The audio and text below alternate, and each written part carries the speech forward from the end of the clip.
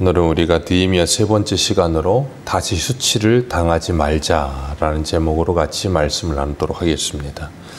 느헤미야는 바벨론에 살면서 예루살렘 성벽이 무너졌다는 소문, 그리고 무너졌다는 말과 성문이 불탔다는 소식을 듣고 울며 그리고 슬퍼하며 금식하고 하나님께 기도했어요.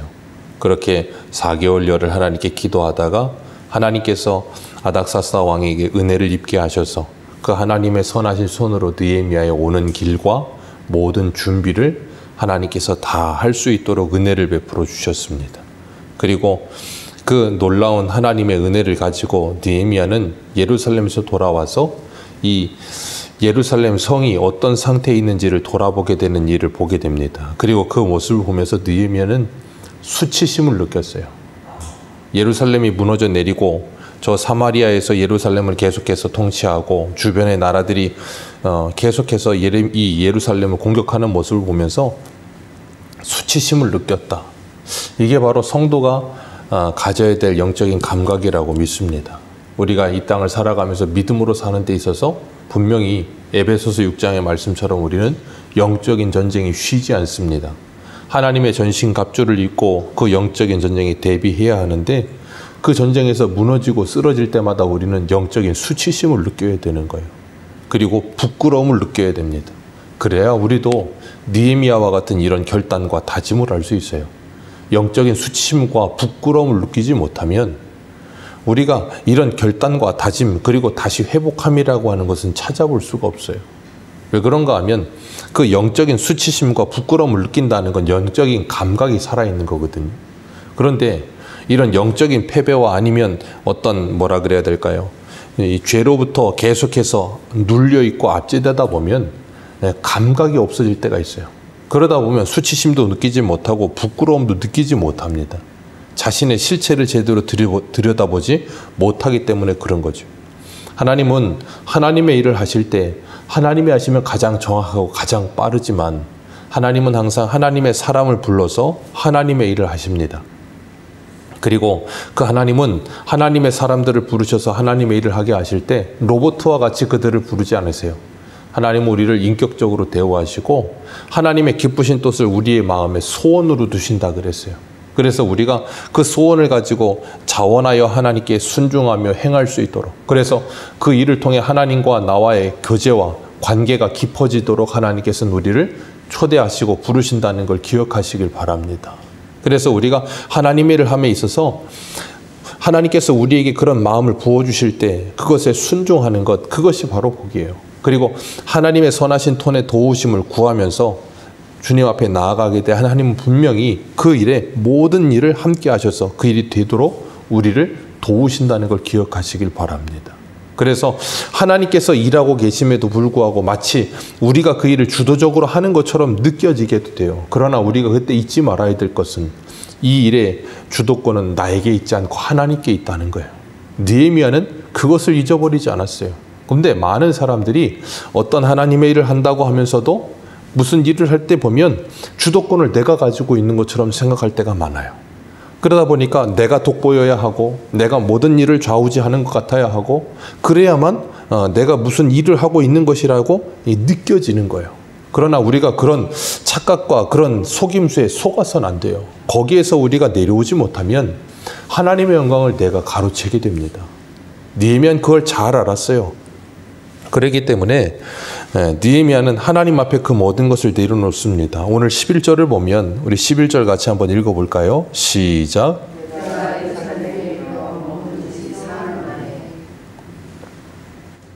예루살렘에 이르러 머문 지 사흘이라 그랬어요. 느헤미야가 올 때는 9절 말씀을 보면 군대 장관과 마병을 보내어 나와 함께 하게 하시기로 내가 강 서쪽에 있는 총독들에게 이르러 왕의 조서를 전하였더니 그랬습니다. 왕이 군대 장관들과 그리고 마병을 보냈어요. 그리고 예루살렘 성전을 재건할 수 있는 모든 재료들도 다 보냈습니다. 그러면 그 행렬이 얼마나 컸겠어요. 엄청났을 거라고요. 그리고 왕의 조서를 가지고 강 서쪽의 총독들에게 그걸 다 줬으니까 이 사람들은 전부 다 느헤미야가 온다는 소식을 다 알았어요. 산발라 도비아도 들었어요. 그 말은 예루살렘 사람들도 분명히 그 소식을 다 들었다는 말이에요. 그러면 그 당시에 가장 강대국인 아닥사스다 왕의 술 맡은 관원이 왕의 이 조서를 가지고 찾아온다는 걸 들었을 때 사람들이 전부 다 거기에 주목하고 그거를 바라보지 않았겠습니까? 그렇게 느헤미야가 거기에 찾아왔어요. 그리고 느헤미야가 오고 나서 오늘 11절을 보니까 머무른 지 사흘 만이라 그랬어요. 느헤미야가 왔으면 우리는 보통 이런 사람들이 만약에 어딘가를 온다고 하면 그런 사람들을 환영하는 환영인파가 모인다던가 아니면 어떤 잔치를 베푼다던가 아니면 사람들을 모아놓고 내가 이러한 일로 왔다고 공포를 한다던가 그런 일이 분명히 있어야 되는데 느헤미야는 그런 일이 하나도 없어요. 오고 나서 사흘 동안을 그냥 머무릅니다. 분명히 바벨론에서 예루살렘이 1000km고 오는 길이 한 3-4달 정도 걸린다고 하니까 여독을 풀 시간도 필요했겠죠. 그런데 느헤미야는 이미 오기도 전부터 4개월 전부터 하나님 앞에 금식하고 회개하며 그리고 이 예루살렘 성벽의 불탐과 성문의 불탐을 보면서 그것을 재건하고자 하는 열망과 열심을 가지고 왔단 말이에요. 그런 열망과 열심을 가지고 왔으면 곧바로 뭔가를 일해야 될 것 같은데 느헤미야는 사흘 동안 아무것도 하지 않습니다. 그러면 사람들이 느헤미야가 그런 모든 행렬과 모든 왕의 조서를 가지고 오면서 전부 한 몸에 이 시선들이 다 쏠려 있는 상태에서 사흘 동안 아무것도 안 하고 있으면 사람들이 어떻게 생각하겠어요? 이상하게 생각하지 않겠습니까? 근데 느헤미야는 거기에서 더 이상 무슨 말을 하거나 아니면 더 이상 무슨 액션을 취하지 않는단 말이에요. 왜 그런가 하면 자신이 주목되고 자신에게 모든 스포트라이트가 찾아오는 것을 느헤미야는 차단하고 있는 거예요. 사도행전에도 보면 베드로와 요한이 성전 미문에 앉아있는 안전뱅이를 고쳤을 때 모든 사람들이 베드로와 요한에게 시선이 지목됩니다. 그랬더니 베드로가 뭐라 그래요? 왜 우리를 주목하여 보느냐? 우리의 개인의 능력으로 이 일을 행한 것처럼 왜 우리를 보느냐? 너희들이 십자가에 죽인 그 나사렛 예수 그리스도가 이 사람을 낳게 한 것이다라고 베드로는 자신들에게 오고 있는 그 모든 시선을 누구에게 돌려요? 예수 그리스도에게 돌리고 있어요. 느헤미야도 자신에게 모든 쏠리는 시선을 자신에게 쏠리지 않게 하고 하나님께 쏠리게 하기 위해 이 모든 것을 그냥 가만히 두고 있는 거예요. 그것을 통해서 우리가 기억할 것은 뭐냐면 하나님은 하나님의 사람을 불러서 하나님의 일을 하게 하실 때 그 사람이 무엇인가를 주도적으로 하게 하면서 그 사람과 함께하는 모든 사람들이 이 모든 일이 하나님이 하시는 일이라는 것을 경험하게 하신다는 거예요. 사람의 능력으로 그 일하는 게 아니라 하나님이 하신다. 분명히 느헤미야는 그걸 알고 있었고 그랬기 때문에 가만히 있었던 거예요. 그리고 12절을 보면 12절 같이 한번 읽습니다. 시작.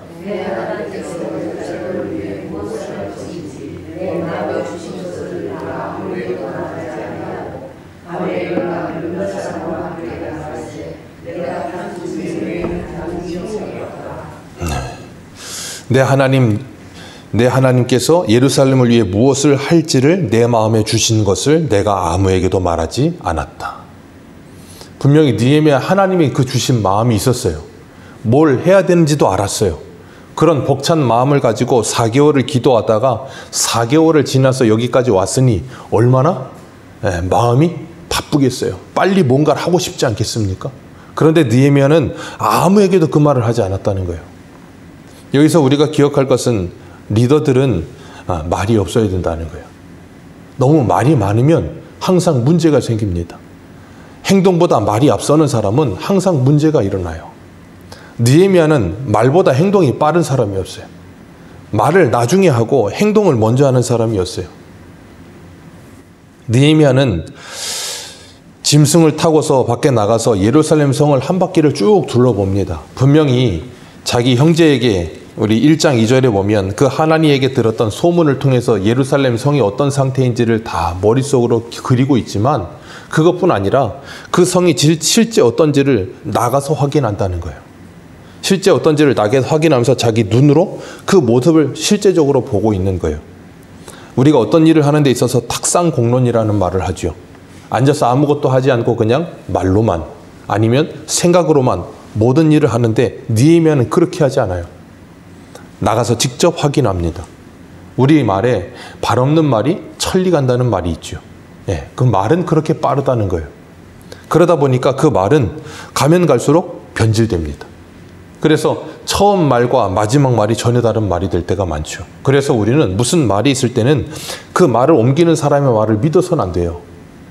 그 말이 처음 나온 그곳에 가서 그 사람에게 말을 듣기 전에는 그 사람의 뉘앙스, 그 사람이 했던 행동, 그 사람이 어떤 의도를 가지고 했는지를 듣지 않으면 전혀 다른 말이 되어버립니다. 그렇기 때문에 우리는 말을 다 믿을 수가 없는 거예요. 느헤미야는 말하지 않고 그냥 가서 모든 상황을 둘러봅니다.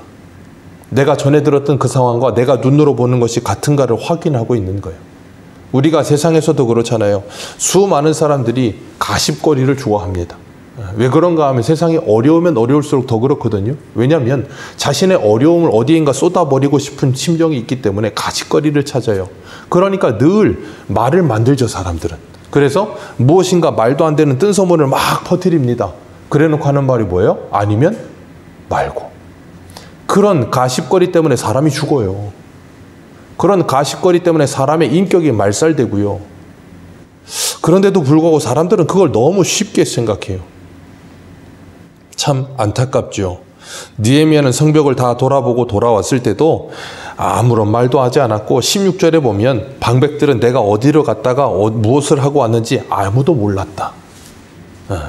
답답하지 않겠습니까? 왜 말을 하지 않을까? 뭔가 말을 해주고 뭔가 이렇게 하라고 하면 참 좋겠는데 그러지 않는다는 거예요. 그리고 느헤미야가 사람들을 불러 모읍니다. 느헤미야는 아무 말 없이 이 일을 해요. 참 신중하지요. 그리고 참 답답할 수도 있어요. 그런데 사람들을 불러 모았고 느헤미야가 17절에 이렇게 말을 해요. 17절 같이 읽습니다. 시작.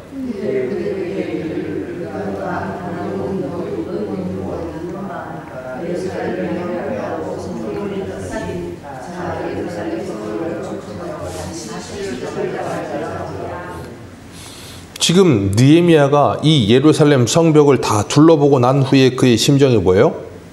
야, 수치스럽다. 그런데 그 예루살렘 성 안에 있던 사람들은 그 성이 불타있는 그 모습, 성문이 불타있고 성벽이 무너져 있는 그 모습을 분명히 그들도 봤을 것 아닙니까? 그런데 그들은 그 모습을 보면서 느헤미야와 같은 이런 감정을 느끼지를 못했던 거예요. 왜 그런가 하면 이것이 한두 번이어야지 계속 이렇게 되다 보면 사람이 어떻게 되는가 하면 그것이 당연스러운 것처럼 여기게 되거든요. 어떤 죄를 범할 때도 그렇고 생각해 보세요. 무엇인가를 보수해 놨더니 또 들어와 가지고 약탈하고 또 들어와서 약탈하고 그러다 보면 아유 저거 다시 해서 뭐하나 그런 생각이 들고 자포자기가 된다고요. 지금 예루살렘이 그런 상태에 있는 거예요. 그러다 보니까 그것에 대한 심각성을 느끼지를 못해요.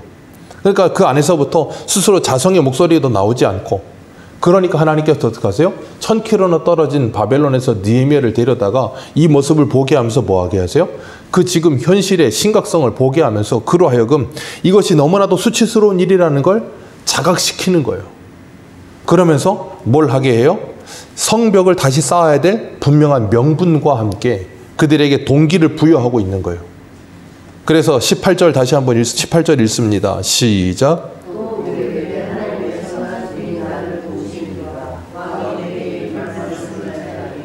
그들이 말이 일어나 건축하자 하고 모두 힘을 내어 이 선한 일을 하려 하매. 아멘. 사람은 어떠한 일을 함에 있어서 동기를 부여하는 일이 참 중요합니다. 왜냐하면 동기를 부여하면 이렇게 18절에 있는 것처럼 그들이 스스로 일어나 건축하자 하고 그 일을 시작하려는 마음을 갖게 돼요. 하나님께서 그 일이 되어지도록 하기 위해서 그들의 심각성을 그들 스스로가 보지 못하니까 밖에 있는 느헤미야를 불렀다가 뭐예요? 그 심각성을 깨닫게 하는 거예요. 그래서 그들로 하여금 다시 그 일이 되어지게 합니다. 하나님이 항상 일하실 때 보면 이럴 때가 많아요. 학계에서도 보면 스룹바벨 성전이 지어지다가 르움과 심세의 방해로 인하여 아닥사스다 왕이 멈춰서게 하죠. 그때 성전이 16년을 건축하지 않고 그냥 있습니다. 그때 하나님께서 학계를 통해 하신 말씀이 뭐냐면 하나님의 성전이 이렇게 황폐하였는데 너희들은 판벽한 집에 사는 것이 옳으냐 하면서 성전을 다시 건축하라는 거예요. 그때 이스라엘 백성들이 했던 말이 뭐였냐면 하나님의 성전을 건축할 때가 이르지 아니하였다. 16년을 멈춰 있는데도 그들은 그것이 심각하다는 생각을 하지 않아요. 마치 오늘 본문에 이 17절에 느헤미야가 다 돌아보고 난 후에 그냥 하루만 돌아봐도 이렇게 느낄 만한 그런 상황을 그들은 느끼질 못하고 있는 거예요. 그러고 있으니까 하나님께서 삭개와 스가랴를 보낸 거고 느헤미야를 보내신 거예요. 그래서 그 심각성을 보게 하시고 그들로 하여금 자성하면서 그래 우리가 이렇게 있어서는 안 되겠구나. 이것이 너무나 수치스러운 일이구나 깨닫게 하시고 스스로 일어나서 그 일에 느헤미야와 함께 하도록 하나님께서 동기를 부어주신 거예요. 그렇기 때문에 우리가 우리 신앙생활을 함에 있어서 잊지 말아야 될 것, 내가 왜 이걸 해야 하는가? 이것이 무슨 일인가? 그리고 이것이 무슨 목적을 가지고 있는 일인가? 그런 것에 대한 답을 하나님의 말씀을 통해서 분명하게 얻지 못하면 그냥 덮어놓고 하라는 식으로 하다 보면 이것은 오래가지 못합니다. 왜 그런가 하면 왜 해야 되는지를 몰라요. 신앙생활에 있어서 제일 중요한 게 왜예요. 왜에 대한 분명한 답이 없으면 그 신앙은 자기 신앙이 되지 않습니다. 그래서 이 교리문답들을 보면 다 묻고 답하잖아요. 자신의 궁금함을 왜 해야 되는지를 묻고 그것에 대한 답을 찾아서 그것이 오래 기억에 남게 하고 신앙이 되게 하기 위해 그런 거거든요. 그래서 느헤미야는 아무 말 하지 않고 있다가 그 모든 것을 다 돌려보고 이 우리가 당한 공경을 너희도 보고 있는 바라 라고 말을 하면서 이게 너무나 수치스러운 일이라 말을 하며 이 모든 일을 하나님이 하게 하시기 위해 선한 손도로 나를 도우시고 여기까지 보내신 것이다. 그러면서 백성들에게 함께 그 일을 건축하도록 독려하고 자원하게 하세요. 그런 것처럼 우리들도 하나님께서 우리에게 하나님의 말씀을 주시고 우리가 스스로 자원하여 하나님의 말씀에 순종할 때까지 뭐 하시냐면 기다리세요. 하나님이 억지로 그 일을 시키지 않으시고 우리 스스로가 그 일을 할 수 있도록 우리를 깨우십니다. 그래서 우리로 하여금 하나님의 말씀을 통해 깨어나게 하시고 그 말씀에 순종할 수 있도록 우리가 나아가게끔 만들어주세요. 그렇기 때문에 우리가 시작할 때 하나님의 말씀에 순종하기 위해 헌신하는 모습, 그건 누가 시켜대는 일이 아니고 하나님이 우리 안에서 일하셔야 되는 거예요. 하나님의 말씀을 통해 하나님께서 일하실 때 18절의 말씀처럼 우리가 일어나 건축하자라는 말이 나오게 되는 것이고 그 말을 듣자마자 19절에 대적들이 뭐라 그래요? 우리를 업신여기며 우리를 비웃으며 너희가 하는 일이 무엇이냐? 너희가 왕을 배반하고자 하느냐라고 비꼬며 조롱합니다. 우리가 하나님의 말씀에 순종하려고 하고 하나님의 일을 하려고 하면 꼭 우리 옆에서 이런 일을 하는 사람들이 있어요. 아유, 뭘 그렇게 해. 아유, 그냥 하던 대로 해. 그러면서 신앙생활을 하려고 하면 초를 치는 사람들이 있어요. 그런 말 하면 안 되는 거예요. 뭔가를 하기 위해 다시 일어나기 위해 애를 쓰면 독려해주고 함께 해줘야지 자꾸 초를 치고 뭘 그렇게 하느냐고 그럴 필요 없다고 말을 하면 이 사기가 꺾여요. 신앙의 사기가. 사단은 끊임없이 우리들에게 이런 말을 걸어옵니다. 그것도 우리의 가장 가까운 사람을 통해서 이런 말을 걸어옵니다. 그때 우리에게 필요한 게 뭐예요? 주일 저녁에 우리 예배소 하면서 믿음의 방패. 그 사단의 불화살을 막기 위한 믿음의 방패가 필요해요. 그러지 않으면 무너지니까요. 느헤미야는 이런 말하고 있는 이 사람들에게 대번의 말을 받아치면서 20절에 뭐라 그래요? 너희는 우리와 상관 마라. 단칼에 잘라버리는 거예요. 쉽게 말해서. 상관 말라는 거예요. 우리가 하는 하나님의 일을 너희들이 관여하지 말아라 라고 단칼에 잘라버리고 느헤미야는 다시 그 일에 집중합니다. 느헤미야를 보면 딱 한 문장이 떠올라요. 그게 뭐냐면 선택과 집중이에요. 느헤미야는 성벽 이 건축하는 일에 딱 그 일을 선택하고 거기에 올인해서 집중합니다. 다른 데를 쳐다보지 않아요. 그러니까 52일 만에 그 일이 되는 거거든요. 하나님께서는 우리들에게 하나님의 일을 하게 하실 때 우리 스스로가 우리의 현재 상황이 어떤지를 밝히보게 하세요. 그래서 라오디게아 교회에게도 말씀하시잖아요. 너희들의 영적인 상황을 보라는 거예요. 그걸 봐야 그들이 심각하다는 걸 깨닫게 되고 그때 뭐예요? 돌이키게 되는 거거든요. 하나님은 2024년을 시작하면서 이 새해를 시작하며 하나님의 말씀을 통해 우리들의 신앙의 상태를 둘러보게 하시고 그것을 통해서 우리가 지금 때로는 사단에게 지고 있을 때 그래서 우리의 영적인 마음의 상태와 마음의 성전이 무너져 내렸을 때 그것이 수치스러움이라는 걸 깨닫게 하시는 줄 믿습니다. 사람들은 그걸 수치스럽게 여기잖아요. 눈에 보이는 것만을 수치스럽게 여깁니다. 그러나 이제는 우리들은 영적인 눈을 떠서 우리의 신앙의 상태가 무너져 있을 때 그걸 부끄럽게 여기며 주님 앞에 엎드려서 이 고백처럼 일어나 다시 건축하게 하옵소서. 그런 마음을 품고 하나님께 기도하며 우리의 믿음을 다시 이렇게 세우는 저와 여러분들 되시기를 축복합니다. 기도하겠습니다.